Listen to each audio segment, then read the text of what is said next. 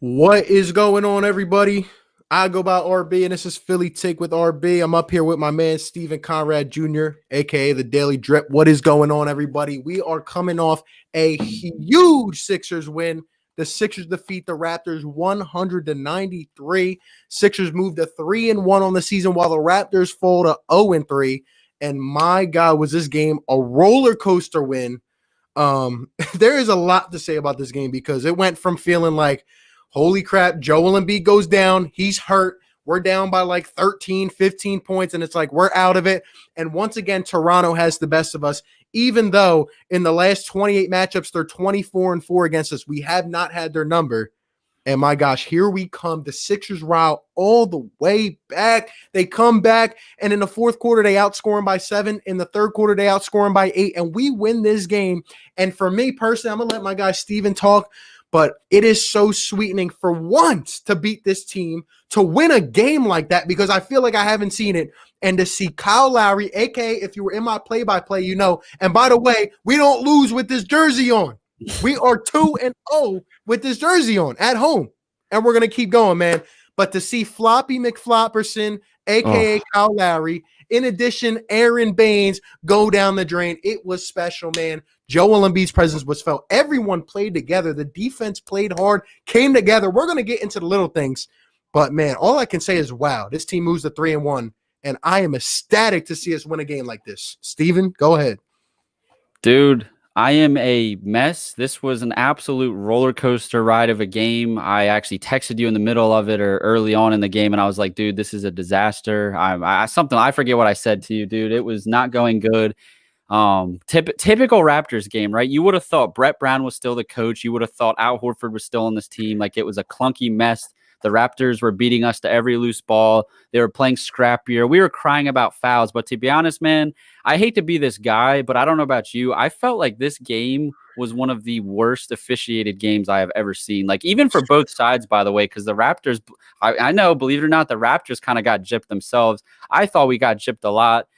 I mean, I don't know if it's the way Nick Nurse coaches those guys. They just really bend the rules, man. Like Kyle Lowry, especially. This team, like you said it before the game, we both agree is one of the most frustrating teams to play against. You got Lowry over there, all those guys. But then you add on, like you mentioned before we hopped on this live, you were like, just imagine adding Aaron Baines to the mix on that Raptors team. It is literally, it's going to suck. We play this team, I believe, 3 more times this season, right? Maybe. I think 2 or 3 more times. Not looking forward to it. For those of you guys that enjoy seeing RB get pissed off during his streams, mark your calendars for those nights. I will tell you that. Oh, yeah, bro. This was insane. Like you said, like the Raptors are just that team. Like we were talking about this before we got on. Like, it's not so much the talent, it's how they play tenacious. Like every single possession, Shake's trying to create space. Ben's trying to create space. Toby's trying to create space. And what do? They just swarm, double team after double team after double team. It's like we don't have that guy who can create his own. So it makes it hard on us when you got Lowry and Van Vliet coming at us. And to your point, it's crazy how the Sixers shot 33 free throws tonight and the Raptors only shot 14. But it was the fouls in those specific moments where Kyle Lowry is crying, where this is happening. Like, the refs were bad tonight. I'll be honest. Like you said, both teams got a share of it. I thought they were good in the first half, but in the second half, it just kept going and going, and it was bad. But for the Sixers to win this kind of scrappy environment type of game and to beat this team, it feels amazing.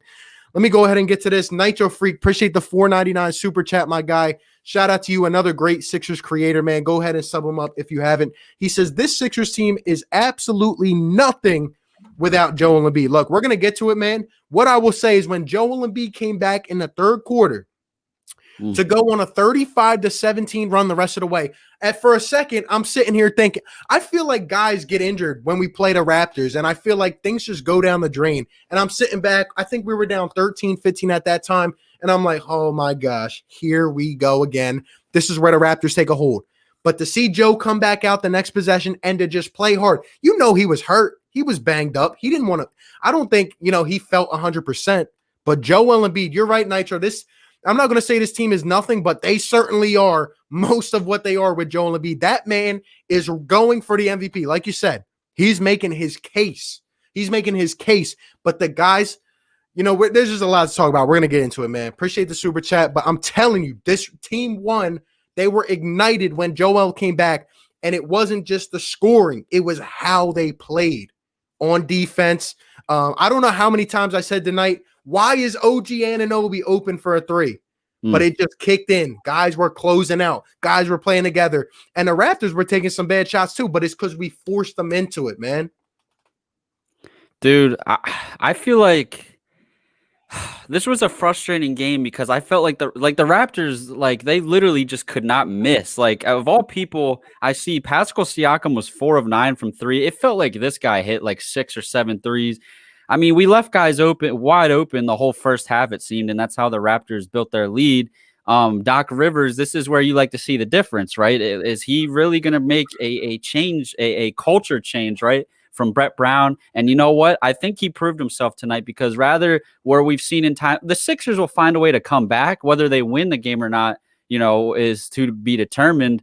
I think this win is a reflection on Doc Rivers more than anything, man, because I noticed their defensive intensity stepped up big time. Yes, Joel Embiid coming back, he is absolutely an MVP candidate. Honestly, in my opinion, he looks like the best shape of his career in terms of like his conditioning, everything. He's just on another level, right? It's frustrating that this team can't find a way to score consistently, right? When Embiid's not on the court, they still got to figure that out. That comes down to a bunch of things, but me personally, besides Embiid, Tobias, man, I've been on Tobias. I haven't gotten to listen to your takes a whole lot, but I've been really, really hard on Tobias, man. But he really shut me up tonight. 26 points, 11 rebounds. He did his thing, and he closed this game down the stretch. So he made me eat my words tonight. If he can keep up that play, hey, I'll take it. That's what you want out of him, right?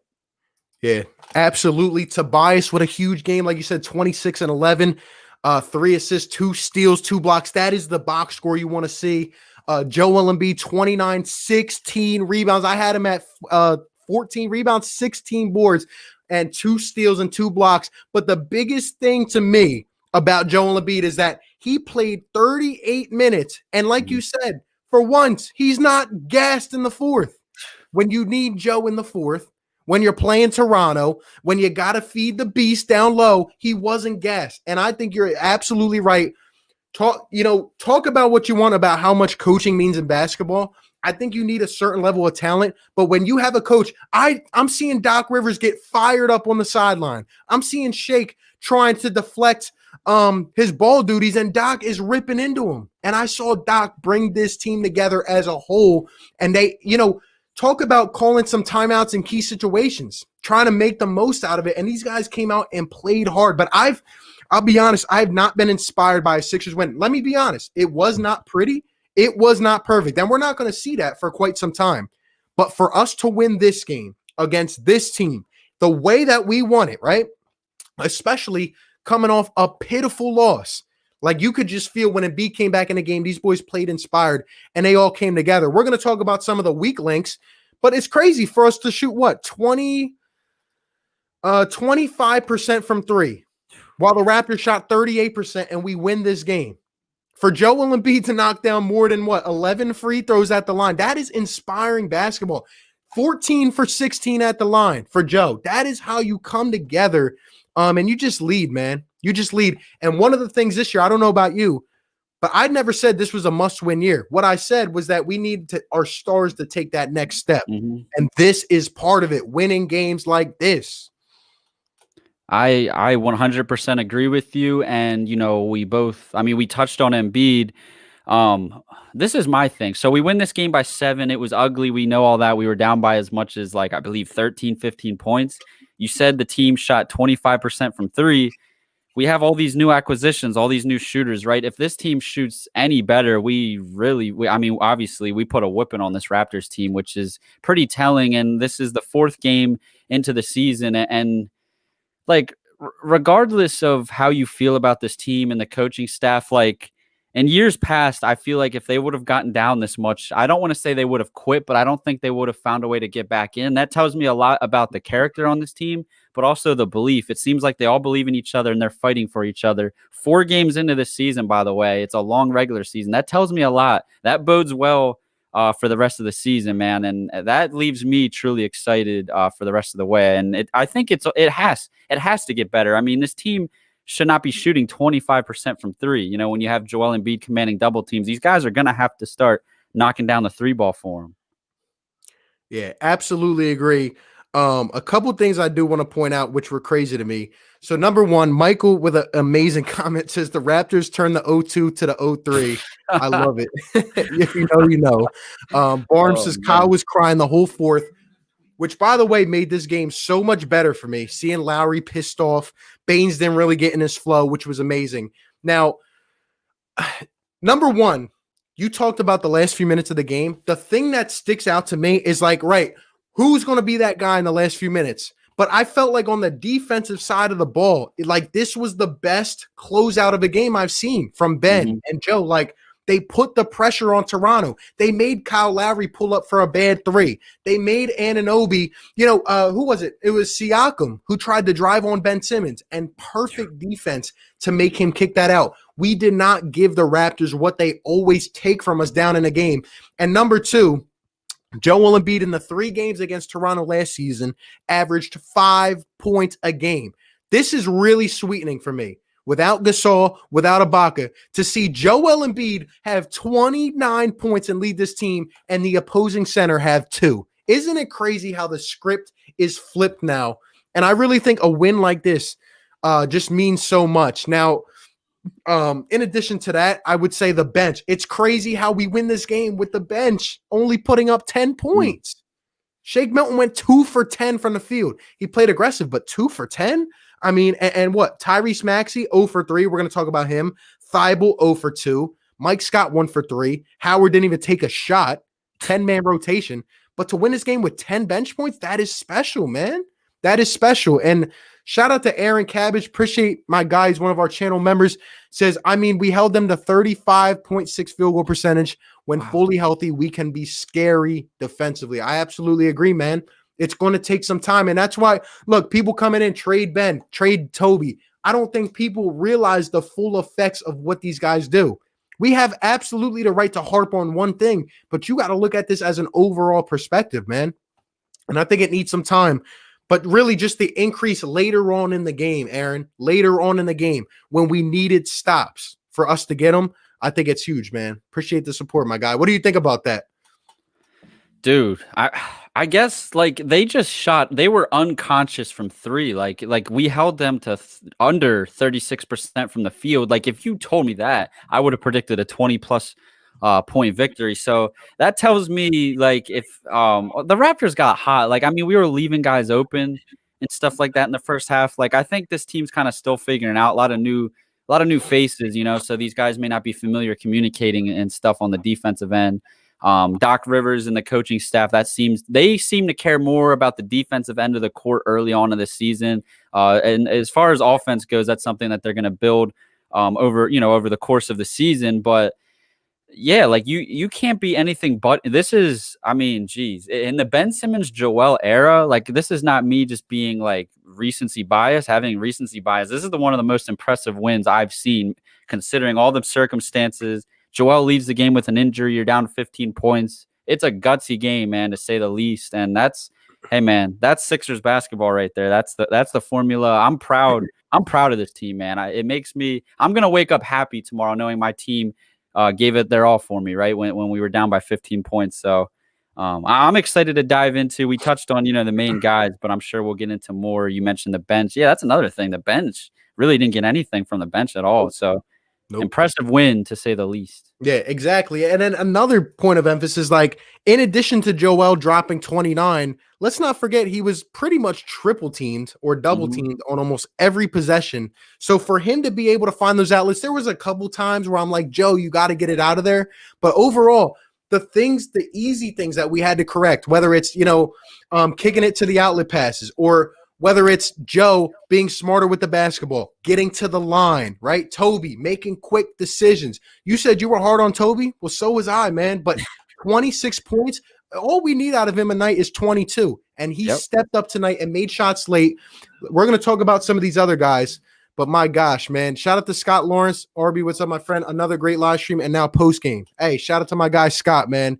Shout out to everybody in the chat. We got 170 combined. We are streaming on 2 channels, Philly Take with RB and the Daily Drip. Be sure to like and subscribe on both. Now, obviously, coming off the high horse, we said it, right? Even though this wasn't a perfect game, it's great to win games like this. I said it in my play-by-play. This is what makes championship teams. When everything doesn't go perfect, when things go left, when things go right, how do you battle the adversity? We could have came off from the other night, hearing all the outside noise, coming off the first half where we were bad, and we could have just said, you know what, screw it. But nah, this team stepped up, and that's what I'm most proud of. And I think that's what you get in a guy like Doc Rivers. Now, some of these other guys, man. First off, we're going to talk about Ben Simmons. You guys let us know your thoughts on Ben down in the chat. I'll let Steven go first, man. All right. So again, this drives me nuts. So I'm very active on Twitter during games, right? I see, I mean, you're live streaming, so you're not really on there. You're interacting with these people. So I'm sure not everybody has the best input, right? No offense to anybody, but man, it's like it's going to be a nightly basis, right? Where Ben Simmons, if he has a game where he doesn't score a certain amount of points, we're going to be like, oh man, James Harden, trade him for James Harden. Look, I have not seen enough. I'll be honest. I have not seen enough out of Ben Simmons on the offensive end of the court, right? But I think it's going to take some time. Look, he's getting to the foul line a lot. I like to see that. That's definitely a positive. Look, his defense, I thought last year he should have been defensive player of the year. He might be even better, dude. His defense was a big reason why we clawed back into this game. Look, we all want him to shoot threes. We all want him to do that. For me, it's about being aggressive. You're Ben Simmons. Nobody can stop you getting to the rim. I thought he really turned it on towards the end of the game on both ends of the court. So that's all I care about, right? At the end of the day, who cares how you do it? A win is the most important stat to us fans, right? That's all we care about. The Lakers, right? Let's talk about the Lakers. So they faced the Heat in the finals. I don't want to go too much on a tangent here, but the Heat are like that pretty basketball team, right? They run a nice little finesse offense. They're fun to watch, right? But the Lakers simply beat them because they're more physical. They're a gritty basketball team. They don't care, about looking pretty. They just do whatever it takes to win. And you know what? The Sixers have that formula down. They're starting to show us that. That's my take on it all. Yeah, I agree. It's the winning formula, and you're building the winning culture. Now, Philly fan all day says, is this call-in? Now, we're not going to do a call-in today, but we definitely will do one soon, so don't worry. Yes, sir, not in our house. You already know, drummer boy. But look, man, my opinion on Ben Simmons, and I agree. I think people need to take a bit of a chill pill. I've been streaming during these games every night. One night is trade Ben. One night is trade Toby. I know one night someone's going to say trade Joe. I know it's coming. Sure. And look, this team has been playing basketball together for 3 weeks. Okay. So this has been the craziest season. Even Doc Rivers admitted we're not going to be all together. But to see signs of life and hope and promise like this in the first couple games, this is encouraging. This is encouraging to be off to a 3-1 start. I don't care who you're playing. It's still hard to get acclimated. So for us to play like this, I'm happy. Now, when it comes to Ben Simmons, you guys know I'm one of the biggest Ben Simmons fans there is. I love everything the guy can do. I think people don't take it into account enough. Like Steven said, the reason we got back into this was because of our defense. And Ben was locking up. I'm talking about locking up. I'm talking about all-star defense. Ben Simmons was the only one not jumping at times. Ben Simmons keeps his foot on the ground. He can guard 1 through 5. But I agree, man. For Ben to go 3 for 11 in this game, and Steve, the problem with me is we talked about this before.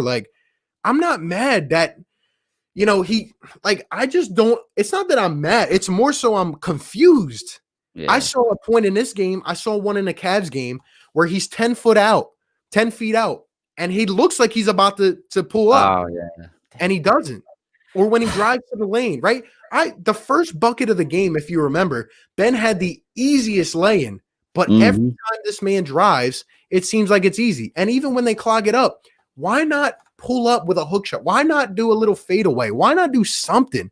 But to turn a 180 and try to pass it out like a tomahawk, I don't get it, man. I don't get it. Ben, my opinion has always been Ben has to shoot for this team to be a championship contender. And by that, I mean he has to at least take them. He's got to make a defender come out on him, because at times you can see opposing coaches are leaving him wide open on the perimeter. They're saying, come in, Ben. We're going to literally push you together. We're going to sandwich you. So I don't get what's going on with Ben. Again, I'm not going to judge it until I'm 20 to 30 games in. Yeah. We're 30 games in and I don't see a Ben Simmons three-pointer. Well, guess what? We're going to start talking a little bit more. But for now, I'm not going to say anything about that. You and me both know our main concern. I'll let you speak on it. Now, Seth Curry came in clutch in this game late. Just like he did a couple games ago against the Knicks, he came in clutch. He hit the ceiling, pretty much the game ceiling three. So Seth Curry, I feel like, is a little bit streaky. You know what I mean? I feel like he's always been that guy to bring that jolt when it's time, whether it's off the bench or whatever. But Danny Green, my gosh. Oh, man. I've been talking about Danny Green. Shout out to everyone that was on the play-by-play. You guys know how I feel. Now, he did hit a clutch three. He also bricked another open one. But Danny Green, my gosh, is he slow? He did have a nice block. I think it was on Kyle Lowry or Fred VanVleet. He did have a nice block. But Danny's going to have to go to the bench eventually. I'm sorry. I don't care how many games we're in. I'm just saying. I said before the season on my video that Shake should be starting, and I actually said Seth should come off the bench. I think Seth should be in a starting lineup, and Danny should come off the bench because, my gosh, he looks like he's 46. He cannot move around. And early in this game, I was saying to my people, the reason that we're not hitting anything, right? People were saying to me, Doc's a terrible coach. Doc can't adjust. Doc can do this and he can do that. What are you going to do if Seth and Danny are wide open and they can't hit shots? Aren't we talking about the 2017 replica Sixers where they got space, right? They had off games too, but what are you going to do if those guys can't shoot? You nailed it on the tee. So I'm looking at Danny's stats. So on a night when the Sixers win by 7, Danny Green has his plus minus is a +5. All right. So that tells me okay, +5, good, whatever, right? You win by 7. That tells me he's not really doing anything to really impact this team winning, right? So look, I understand he's a smart defender and all this stuff, but he's supposed to be a good shooter. 1 for 4 is not going to cut it, man. And he's getting a lot of wide open looks, which quite honestly, you said you want to start Shake Milton. I agree. It may have to happen sooner than later because this is why this team, I think they should have, I don't even want to talk about the Cavs game, but they could clearly use, if Danny's not hitting his threes, what value does he have? You got to bring in Shake will knock down those threes, but he also gives you some dribble penetration, right? I think in today's NBA, you got to have as many guys that can create their own shot as possible. So Shake Milton has more than done enough to prove he can start. The guy closes games, right? Shake Milton's on the court at the end of games. So if that tells you enough, Doc Rivers, a new head coach, comes in and believes in Shake Milton. Maybe Danny Green turns it on as the season goes, but I don't know if I'm willing to wait for it because Joel Embiid and Ben Simmons, by the way, are suffering from Danny Green not hitting wide open threes. Yeah, I agree. And like I said, Seth came up big when it mattered most.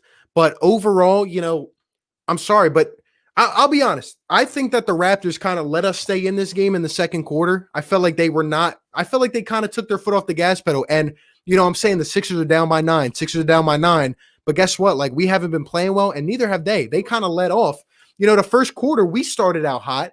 They were cold, and it just flipped. And I saw the same thing every time. And then when we got to the second quarter, I'm like, oh my gosh, we're lucky to be in this. We went on a little run at the end of the second quarter. But later on in the game, when it mattered most, when Joel Embiid came back, that opened up more space for the shooters. And then they started to hit. But, in the first and second quarters of games, we can't keep coming out slow like this. And it's because Ben will drive and he'll kick and Seth will be open and he can't hit. Or Danny can't even get space. And I just want to know from you, what do you think this is a problem? Because I've always said we're one piece away, but that was given the fact that, we're going to have guys who can space the floor now. We're going to open it up for Ben and Joe. But now it's almost like we might need to go out and acquire some shooters, honestly. Korkmaz is out and he's inconsistent. And some of these other guys like Tyrese Maxey, even though he's shooting it, right? I'm glad to see him shooting it. Everyone was coming at me on draft night just because I said the guy's jump shot wasn't NBA ready. Well, guess what? It's not. Yeah, he hasn't hit one. And Shake 2 for 10, Shake's got to step up.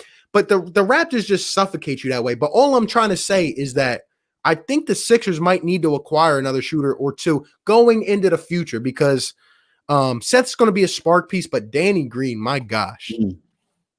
So about that. So I was on board. I think I said it after the Cavs game because Tobias came out flat in the preseason in the first 2 games of this year, did not look good. And again, he's got a short leash with me. He played out of his mind. This was one of his best games as a Sixer, right? On his whole tenure. But this is the thing with Tobias, right? We've seen this before. He'll have a really good game, and I would not be surprised if the next couple games we see, 14 points on bad shooting, 15 points, right? So I got to see it more and consistently, right? So if he continues to be kind of an up and down player, I would seriously consider moving him. I don't know who you have in mind. I know I've seen you post about it, actually. Zach LaVine, I'm incredibly high on him. That's like everybody talks about Harden. Zach LaVine would be a way better fit. Younger guy. You don't have to worry about him coming in and hurting like the winning culture and stuff like that, because LaVine clearly is not a head case like James Harden is. Buddy Hield's been kind of on my radar for over a year now. So I don't know. Maybe Danny Green continues to shoot bad. Look, Danny's on a 1-year deal, 15 mil, something like that.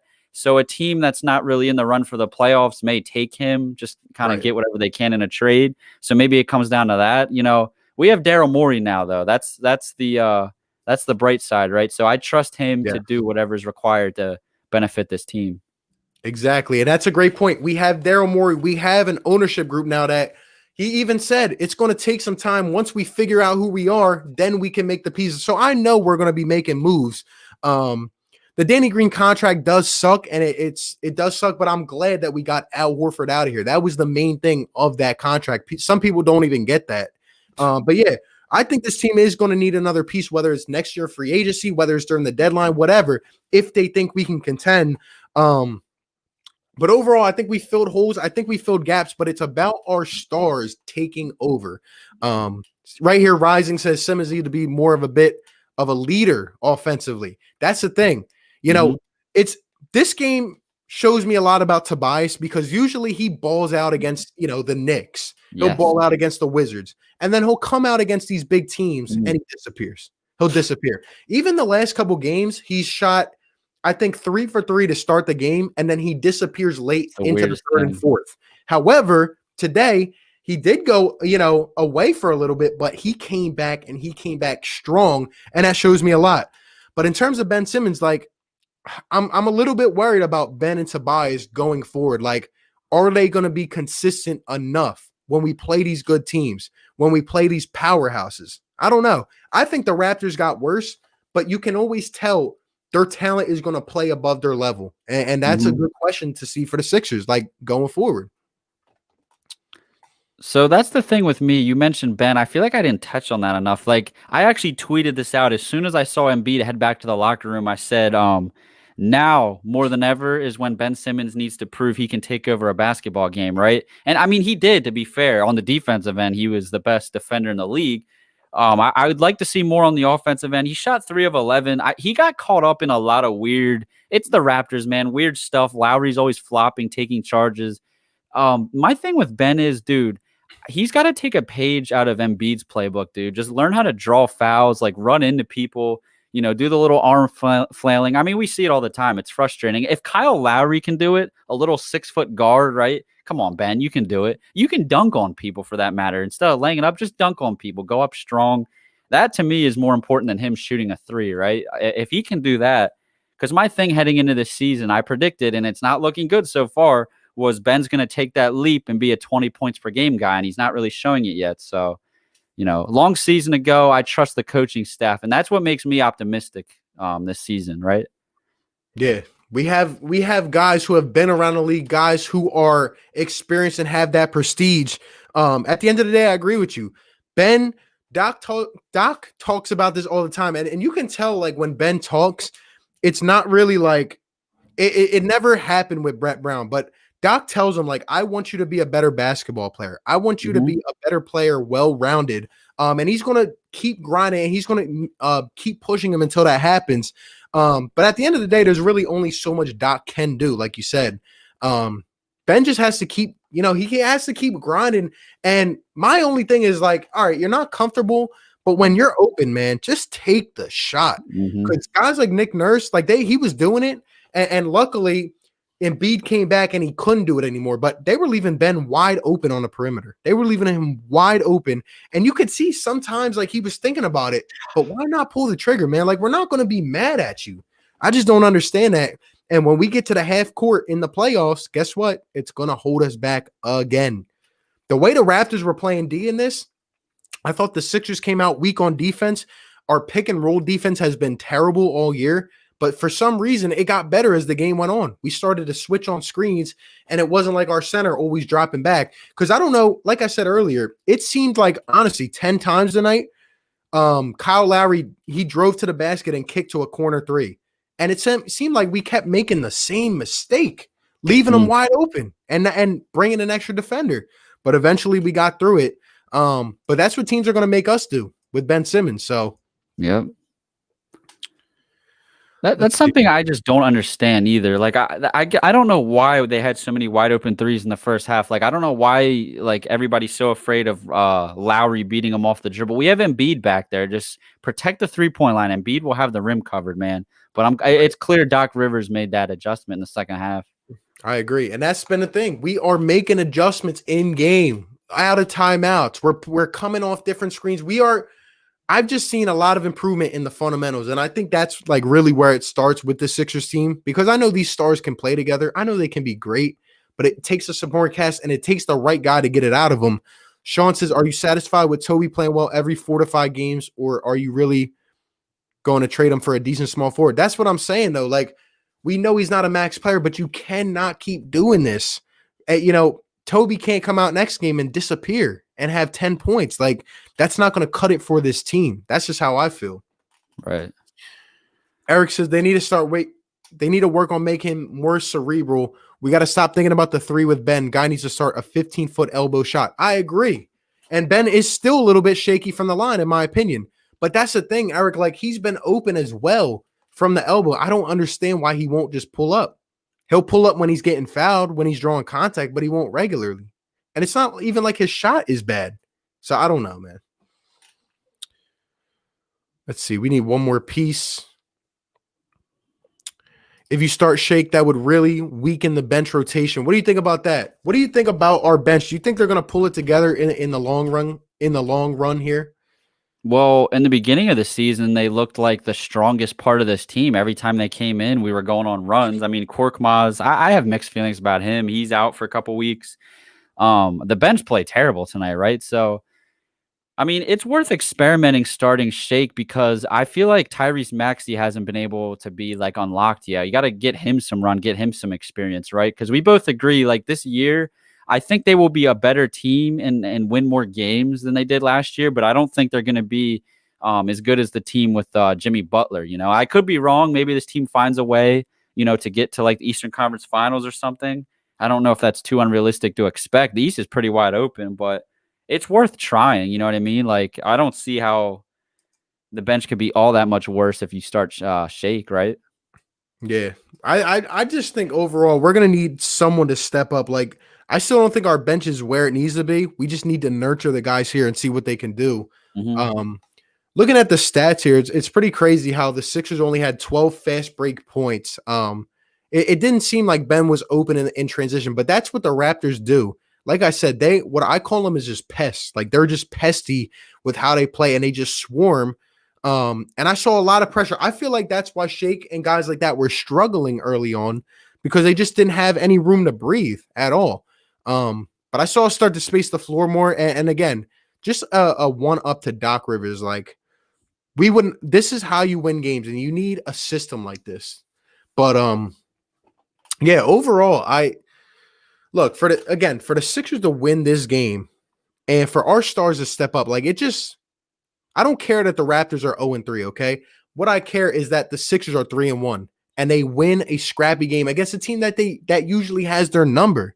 Like, however you want to see it, man, whether it's game 4, whether it's game 72, this was a tough game.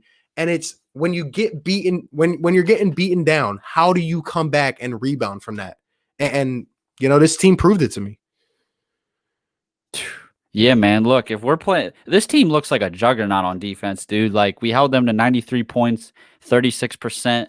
from the field. If they get like you said earlier, we shot 25% from three. Like we're going to be blowing teams out if this offense figures it out anytime soon, and the shooters start hitting their shots consistently, man. Because like, look, I get the Raptors are 0-3, but they were I think they were a top 3 seed last year in the East. They're no joke. Even without Kawhi Leonard, they proved they weren't a fluke last season.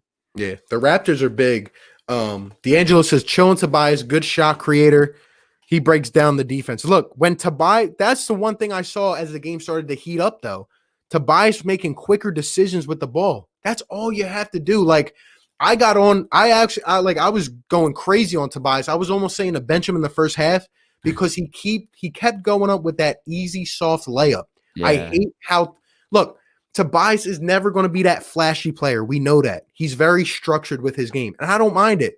But if you're getting blocked by Van Vliet, by Lowry, and you're doing the same thing over and over, I don't like that. Make quick decisions with the ball, man. Like, we're going to need – look, Tobias, we know. How many times have we said it? He's not a max player. We get it. It was a bad contract. But what I do know is Tobias has to be a compliment for this team to win. He can't go from 10 points to 8 to 26 one game. No. So I'm going to see – we look at the next 4 games here, and if Tobias rebounds, well, guess what? Then we're going to see how this team rebounds. If Tobias can keep it up, though, it has to be Ben, Tobias, and Joe. It can't be pick and choose, man. But the way Joel's playing, man, I'm excited.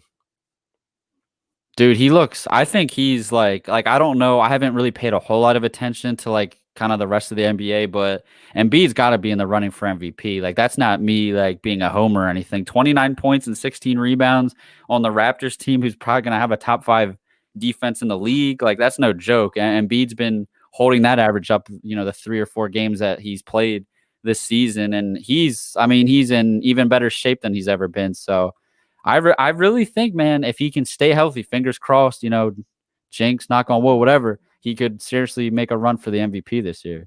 I agree. And I can't wait to see. I'm really happy that Doc is stressing the use of our stars. Like, even though Ben's not playing up to where we are, right? Even though Joe has gotten hurt a little bit, he just keeps going back to them. And you can see, I'm starting to see actually the identity of the offense. It's coming together. It's slow. It's a little painful at times. But guess what? 4 games in, I know now exactly what Doc's trying to do. Feed the beast. Because Doc said it in his pregame press conference. He said, if you give it to Joe and they don't double team him, nobody is stopping that guy. And I agree. That's what Brett used to go away from him in the fourth quarter, and it used to just be ISO ball, shoot a 3. Now we're going to our stars and we don't give it up. You know what I mean? When something doesn't work, it's not like you always have to go away from it. You just gotta come up and be more creative. So now we're hitting the outlet pads, even though they're not all going in, but Doc keeps going back to Ben and Joe. And that's what I like. That's exactly what I like. And I'm starting to see what Doc's trying to do. Yep. And that's another thing, man. So like, this is what's so impressive about this game. Like, the Raptors have religiously been Joel Embiid's like kryptonite whenever they play. Not only that, but they bring on Aaron Baines, who's given him issues in the past. Exactly. I mean, he was getting doubled. I mean, even tripled, and he still puts 29 points up on their head, man. I'm beyond impressed with his performance. I saw somebody was just spamming Seth Curry. Do you want to kind of dive into him? Look, people were hating on him on Twitter during the game, and I don't know, man. The last couple of games towards the end, he always comes up huge, big plays, whether it's a 3 or he's breaking down somebody off the dribble. And I remember the one game he threw a lob to Ben Simmons that got us basically the game-winning bucket, man. I think he's got to stay in the starting lineup, and I'd like to see more ball handling out of him, kind of split duties with Ben Simmons, because it's not me hating on Ben. Ben's a talented basketball player, probably one of the most versatile in the league. I just don't think he should be a full-time point guard. You know what I mean? I think the best version of the Sixers is him playing almost every position, right? I don't know where you stand on that. I agree. Again, it's about making Ben a well-rounded player, and the guy can do so much. He just has to be put in the right positions. And look, my thing on it, and I've seen people, starting to escalate a little bit, starting to get a little on edge with Ben, and I understand. I agree. I think we need some more time to really look at it. But what I'll say is that you're right.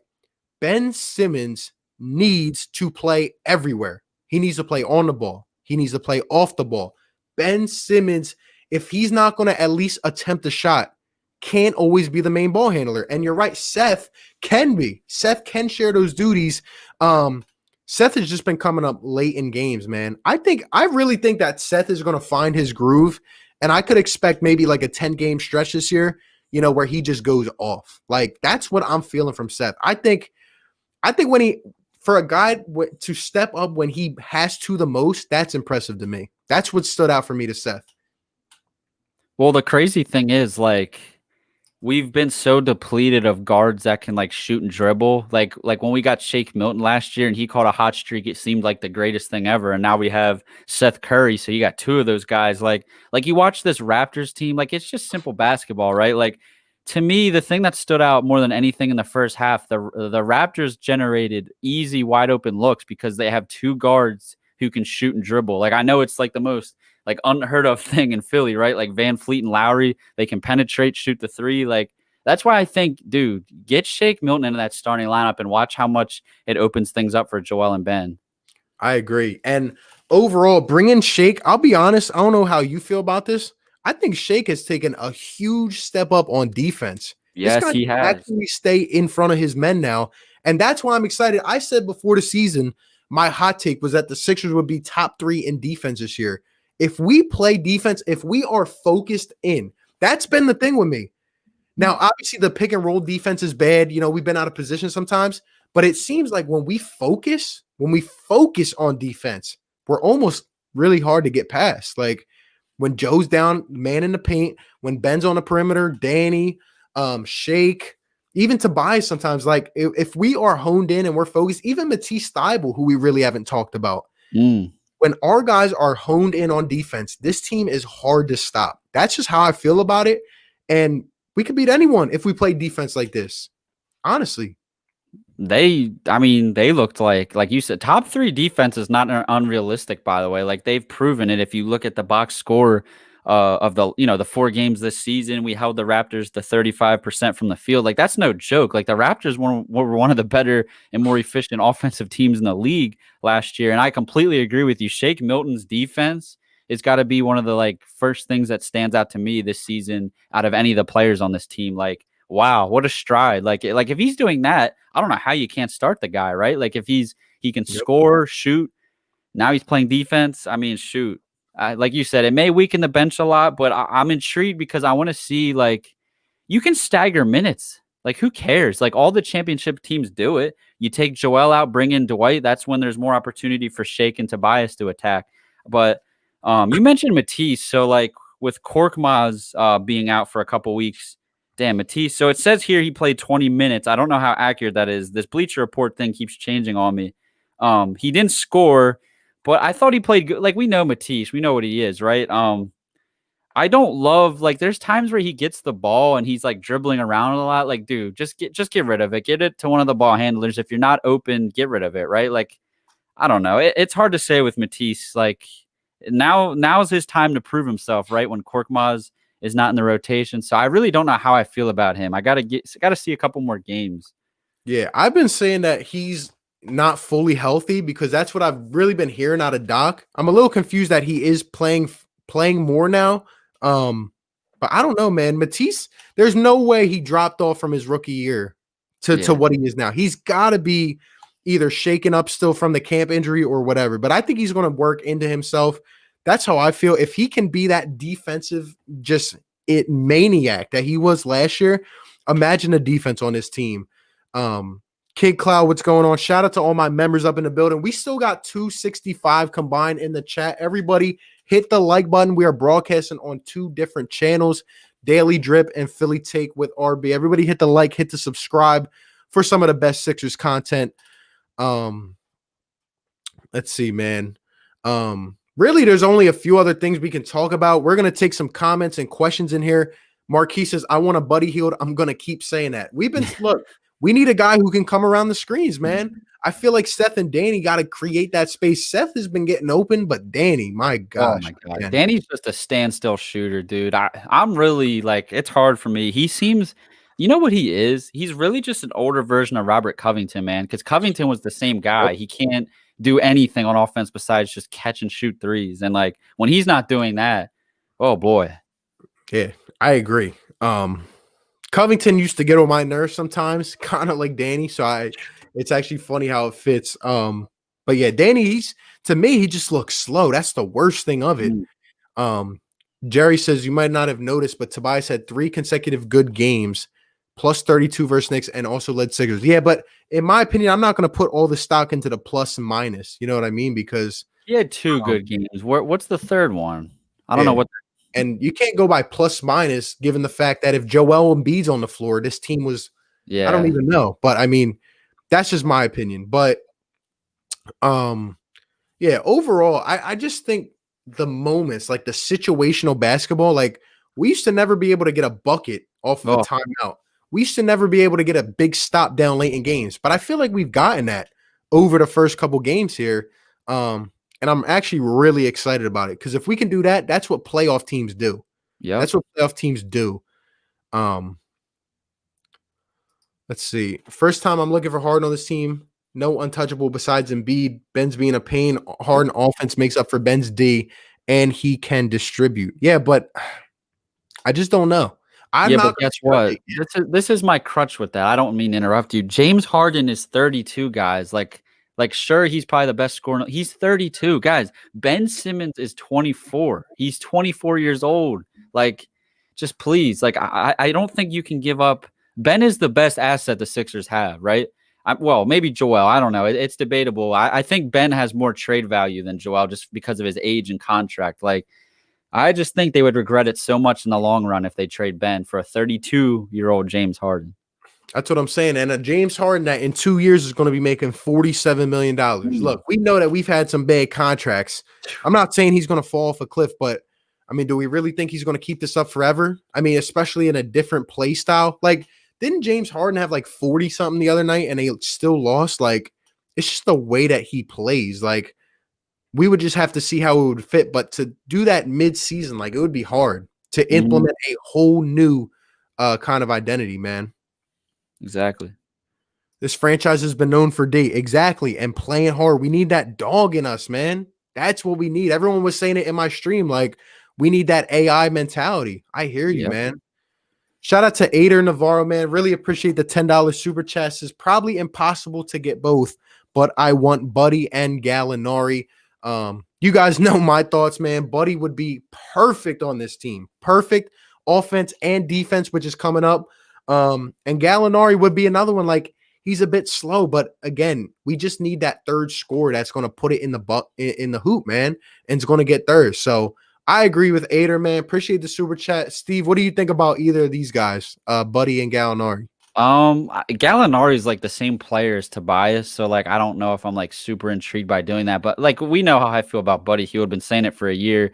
The thing I love about Buddy the most is over the last couple of years, the guy averages like 10, like he attempts 10 threes per game and he shoots it at 40%. Like if you put that, like my goodness, if you put that next to Ben and Joel, dude, they're gonna run through the regular season. And that's the thing, right? Like we want to finish with a good seed. And like, I don't know, man, like it's looking like Doc has made things easier, right, on the offensive end, but it still looks like this team really has to fight really hard to score. And I think they're lacking shooting and scoring. And that's what I know it sounds like the most outlandish thing, right? So I don't know. They clearly need more shooting, it appears. I mean, it's 4 games in, and it's just, I don't know. It's not enough around your 2-star players. I agree. And as long as we can upgrade and still maintain this defensive kind of thing that we have going on here, I think we can be a great team. Like one of those teams, you know, that aren't expected to win the chip this year, but might make a huge run, like a Miami. You know what I mean? Exactly. But man, I'm actually really excited from what I've seen to start off 3-1, to win some of the games that we have won. First off, we beat Westbrook, and then we beat Floppy McFlopperson. Like it's great, man, to beat these guys that we have not beat before.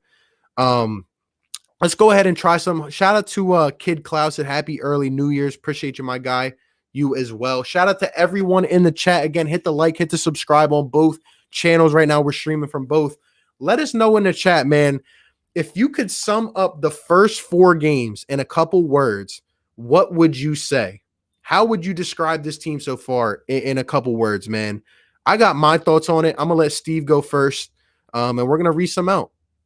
Um, I would say a couple words. I would say uh winning culture, right? Like Doc Rivers, like I was saying earlier, it's not about pretty basketball and stuff like that. It's just simply about like Doc Rivers has experience coaching in this league. It's just whatever it takes to win. Like they proved that tonight. We're now what are we? 3-1 on the season, right? And I don't know. That's what stands out to me. And to add to something you said earlier, I liked what you said. It felt like in years past, whenever the game was close in the fourth quarter, like I was personally nervous because I was like, there's no way. I don't think we're going to execute down the stretch. I have this weird sense of confidence now. I guess it's just Doc Rivers. Like he's just putting everybody in position. Like Tobias played out of his mind. So he clearly has something there with, Doc Rivers. There's a connection there. He seems to get the most out of his players, which is something we're not used to here in Philly. I love it, man. So winning culture. I see some of them in the chat we're about to get to. The 3 words that really stick out to me. Number 1, I would say grit, like grit or toughness, like just, down when we need a big bucket, like just staying together and staying strong. That's kind of my number 2. It's almost like, I don't know the word, but just like togetherness, like just playing as a unit, like whole together, like we feel like not fully complete in that, we need more pieces, but just the way we're playing at certain times, like coming together, like you said, late in games, just being able to come together and win a tough game like that. And overall, just leadership, I would say from a bigger perspective, from Doc, from Daryl, like seeing that go throughout the organization. And it starts with our stars. Obviously, we still want to see more from Joe, but from Ben, but Joe right now, like leader, putting the team on his back when we need it and going to work, man. And just different, like we are winning games we would not win before. So I'm excited, but let's see some of these people. Oh, Philly Insider, what's going on, my guy? Appreciate you being in here. Says it's crazy how people judge teams off of 3 to 4 games. Exactly. Like it's the NFL. They must have a crystal ball. That's what I'm saying, man. Let's see, man. People are just arguing about Ben and James Harden. It's funny. It's just going to be like that every night, man. It's exhausting. Let's see. So Lucas says, I would describe it as incomplete. I guess he means like, we need to go out and get more. Bev says promising, need to execute early. Lack of consistent outside shooting. Excellent. Uninspiring. Unpredictable. Frustrating, but can improve. Make or miss defense. Feel free to jump in at any time if you want to comment on these, because I feel like we're getting everything here. You got the Sixers fans that are like, oh, we're 3-1. 3-1 is our record, and that's what we are. And then you got other fans that are just like, we got a lot of improvement to do. I would describe it as a rocky start. Ben secretly is the team's biggest weakness. I don't know about that. Let's see. Promising, united, but still shaky. Direction. Direction. That's a good one. I like that one. Let's see.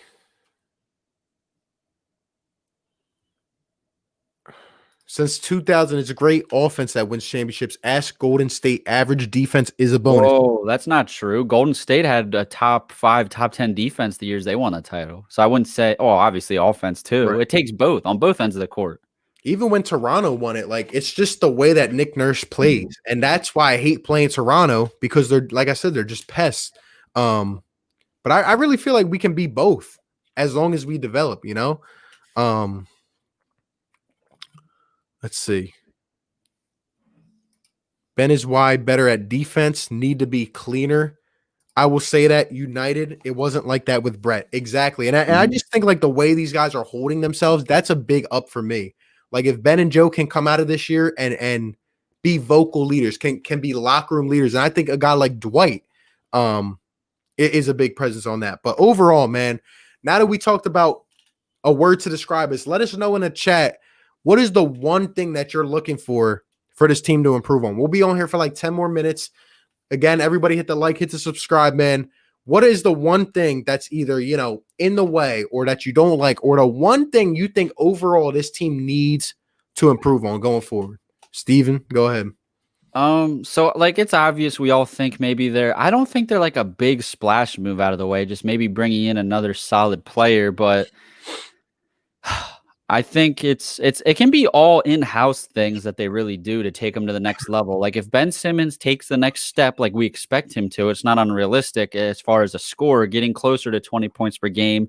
If Tobias is more consistent, this team's also, by the way, this team's not going to shoot 25% from three on a nightly basis. If all those things start to fall into place, I think you have a serious legitimate team that can come out of the East. Like I don't think that's unfair, right?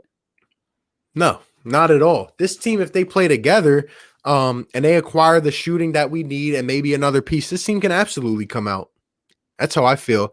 The word I would describe is consistency. Like, again, we've had some roller coaster games here, and we know from years past, it's like, how come we can never win a game? I can't remember the last time we won a game that was easy.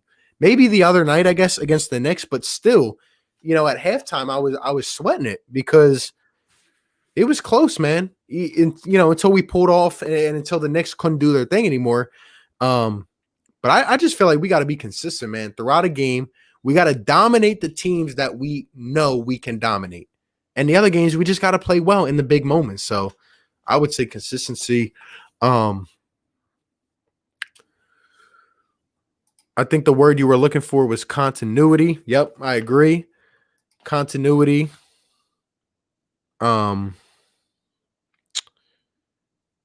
Cleaner shots, consistency. That's what I said. Trade Green and picks for Buddy. Shot selection, knocking down. Scoring 100%. Improve upon no more toe bricks. There you go, Philly Insider. Streaky shooting. Ben holding us back. Shoot the ball. Damn. Ben doesn't need to be a scorer. Brett lost his mojo in coaching. He was just not able to adjust to today's basketball methods. Well, you're not lying there. Playing better without Embiid. That's actually an interesting point. What do you think overall about Joel Embiid? Do you think he's going to have a healthy season? Because obviously he had the back tightness, which I just think was a rest day, in my opinion, and I think that's what they're going to do with him. But overall, what do you think about Joe? Do you think he's going to be in good shape? Do you think – and if he's not, can this team play without him? Well, they've proven over. So, like, if we just look at the Brett Brown era, they clearly had. I mean, they were a losing team without Joel, right? I mean, it's your best player, right? But still, like, and then he misses the other game. Like the game against the Cavs, we looked horrible. We looked like we didn't even belong. Like we looked like a bottom feeder team without him, and that's something that concerns me. That tells me maybe they do have to make a move if that's the case, because there's going to be nights he's probably going to sit a couple back-to-backs this year. He'll probably have a few lingering injuries that they want to rest and stuff like that. I'm concerned. The Dwight Howard signing, I love the Dwight Howard signing. Best backup big we've had. He should certainly be able to come in and fill for Embiid when he's gone. But the problem is Embiid is a 27 points per game guy, and you'd expect Ben Simmons. This is what disappointed me the other night in the Cavs game. I thought Ben was going to take advantage of no Embiid, but he left us with a 15 point per game, or 15 points. And I was like, come on, Ben. Like, this was your opportunity. Yeah, exactly. And I agree. I think other guys are going to have to step up around Ben. Like, you can't win a chip with Ben and Toby playing how they are right now. But if Joe plays the way that he's playing right now, and then you get more production out of your other stars, this team could be dangerous. I'm just worried about Joe having to go to work like this every night. We know his body hasn't been able to take some of the beatings in the past. So I don't know, man. It's kind of nerve-wracking in a way. Even seeing Joe go down in the third quarter, even just seeing him, I feel like he's in better shape, but I'm still a little bit worried. Let's see.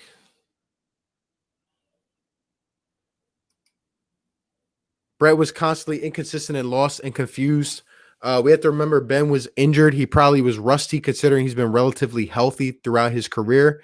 Yeah, but he's going to have to get into it soon. Brett was constantly inconsistent and lost. I think Ben's fine just being aggressive to the rim. What needs to happen the rest of the season? More post game with RB and Steve. There you go, man. You need an all-star caliber scorer and playmaker who can create for themselves and others. It's obvious. I hope Shake can become that guy. Yeah, that's what I'm saying. Before you try and shake this roster up, put Shake into the starting lineup because he's proven he can do that. Like before you go out and mess this team up, see what you got in Shake in the starting lineup. How about this one? Who do you think is the X factor of this team? That's an interesting one. Let us know down in the chat. I'll tell you who I think. It's Tobias Harris. The night he decides to show up and prove he's a max player, we beat the Toronto Raptors finally. 26 points. I mean, he's paid to do that. It's time. Time to do that. I thought you were going to go with Ben, but I'm also going to say Tobias. Sorry. I said it in the playoffs, in the bubble last year. He's the X factor of this team. He determines how this team plays and whether we have leverage, flexibility. So it's got to be Tobias. Let's see.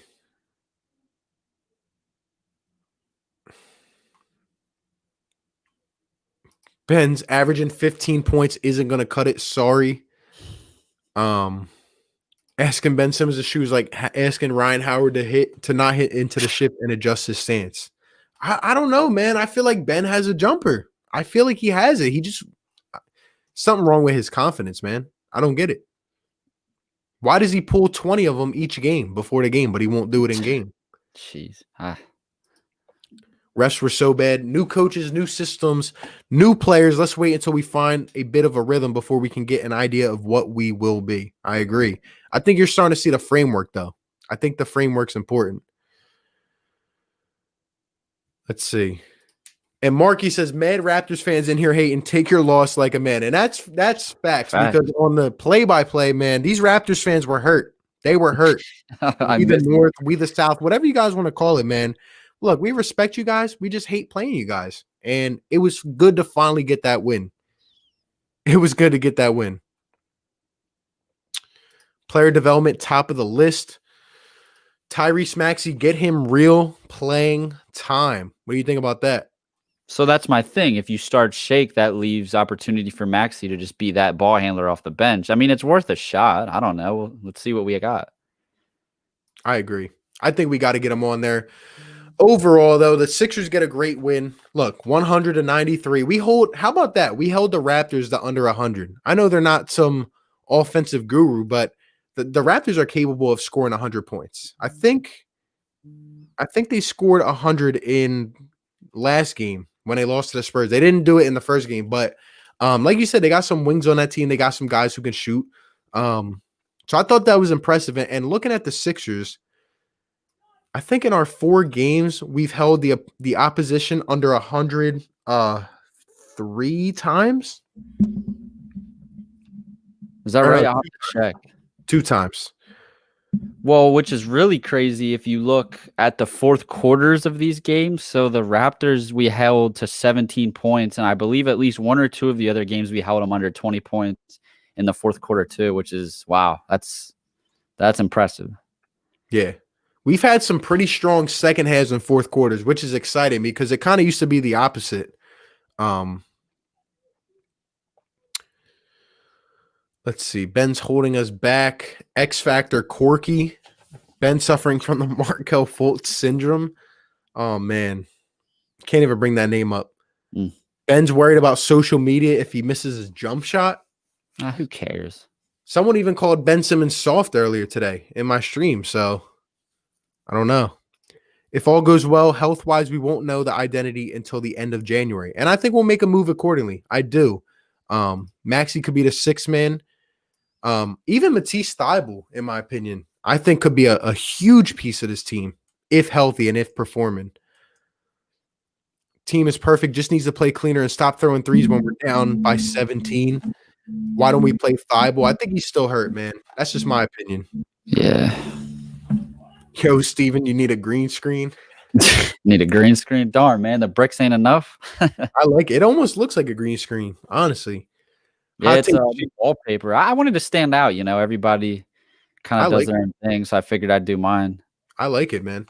Hot take, Shake. He needs to step up if we can flex Ben out the power forward and have Shake at point or vice versa. I agree. Mhm. Folks learned how to shoot. I wouldn't go that far, man. I wouldn't go that far to say he knows how to shoot now. But I'll be honest, we got the Magic next, I believe. Oh, boy.